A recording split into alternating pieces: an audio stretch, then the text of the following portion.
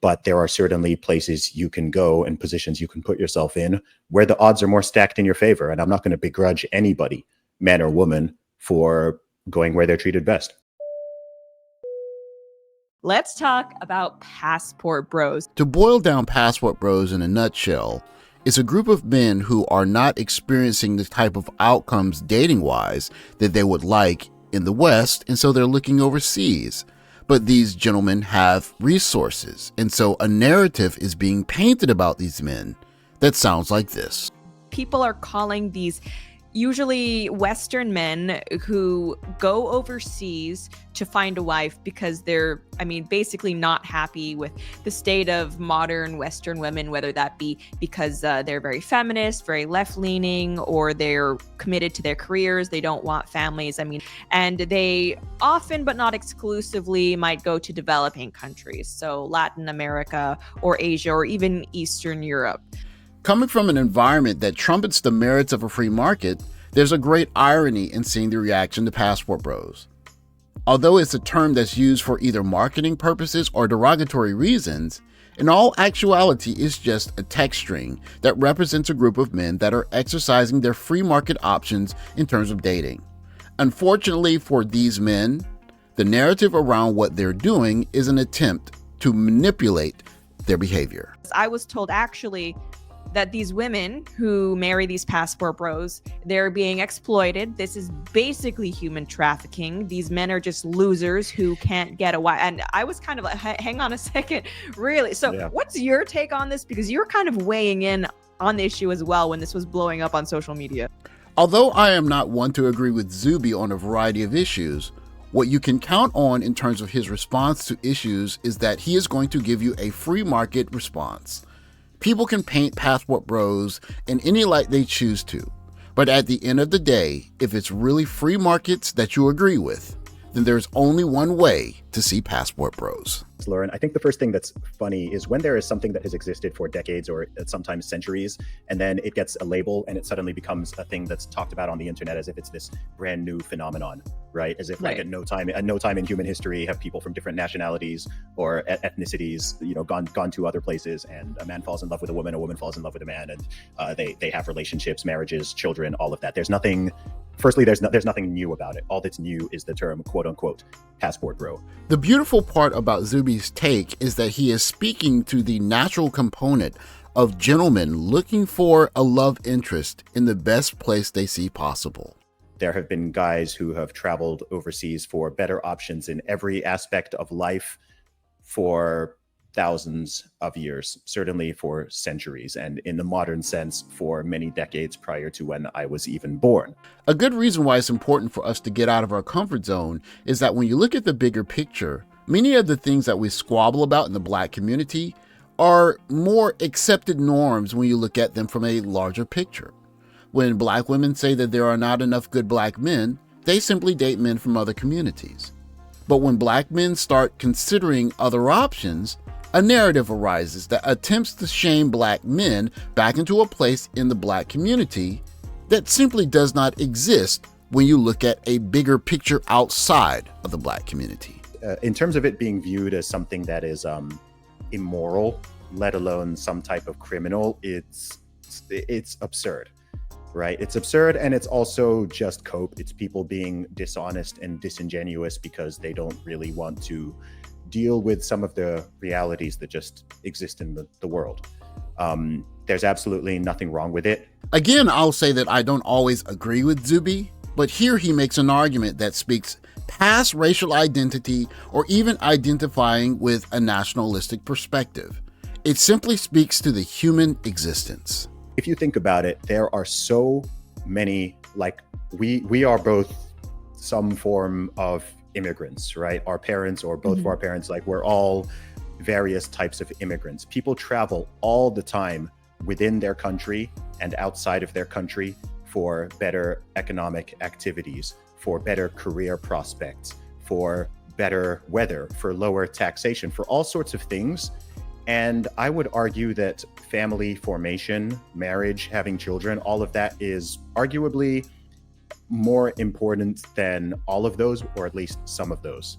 Nowadays, it's almost like when you talk about the idea of moving for family or the potential for family, the potential for, I think I'm more likely to find a wife here, people act like you're some sort of predator. At the heart of the Passport Bro, Expat, SYSBM movement is a very simple core principle. If indeed I am a man who is undesirable, if I'm socially awkward where I am, that other men where I am can freely get what I am being charged a premium rate for in either terms of physical access or emotional relationships, the free market tells us that maybe there is a market that sees more value in us elsewhere. And if so, it only makes more sense to go compete in the market there. Yeah, I'm a general believer of, for most things, go where you're treated best. Andrew Henderson from Nomad Capitalist, that's pretty much his slogan, but it's something I've believed my entire life, to the idea that, you know, you have to live and die wherever you were born, right? So whatever hometown or state or nation you were born in, you should just stay there and you should never leave. And like leaving is unpatriotic or it's immoral or something. It's all garbage. All this stuff is a massive psyop designed to just keep people stuck where they are. And what's refreshing about Zube's take is that as a Nigerian Igbo who grew up in Saudi Arabia, he doesn't feel the emotional or logical limitations that many of us as Black men might feel. His libertarian view of not just the world, but our responsibility to our experience as we live our lives in this world is a reminder that in an environment that preaches me first, it is the ultimate role for people participating in such an environment to seek out what is best for them first.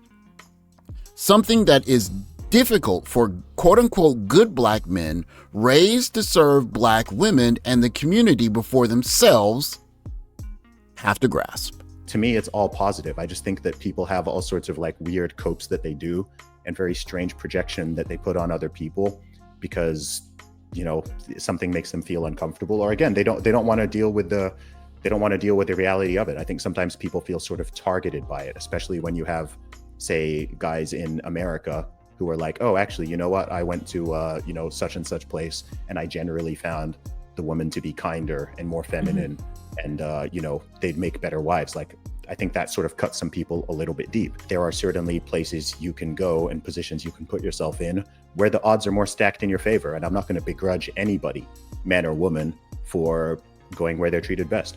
As the conversation progresses, you see Lauren and Zube narrow down the real point why there are so many people focused on the quote-unquote unwanted men that are now looking overseas to find what they couldn't find otherwise.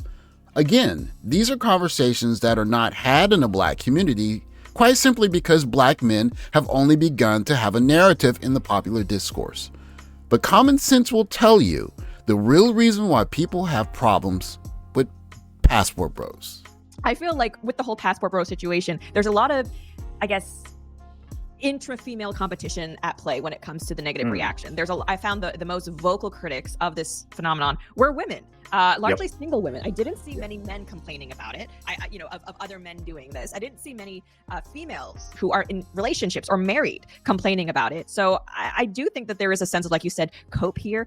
There are women who, frankly, don't like the idea that men have other options. And I think, it's often said women are kind of like the gatekeepers of sex, or men are the gatekeepers of relationship. When men have other options, it does somewhat diminish the stranglehold that some women might feel like they have on men to be making demands. This is the point where Zube makes perhaps his strongest point in support of Passport Bros that warranted me responding to this interview.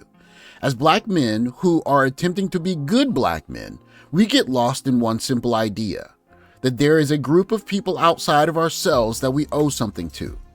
For many Black men, it is this programming that holds us hostage. And as you listen to Zube, it's clear that he sees no such idea holding him hostage.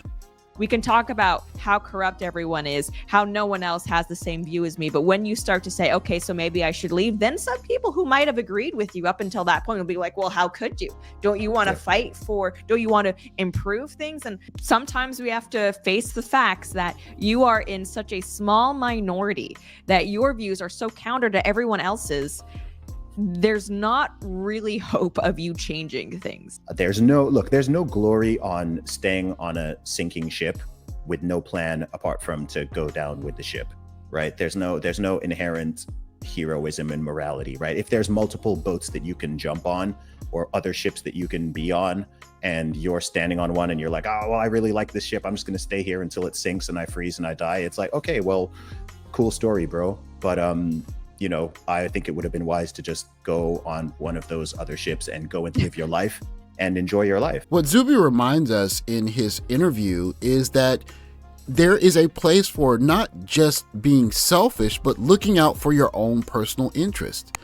That is one of the primary drivers for human behavior.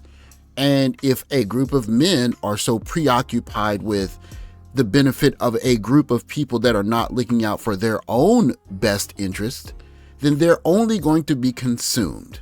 And so in the end, Passport Bros represents a group of men looking out for their own best interest.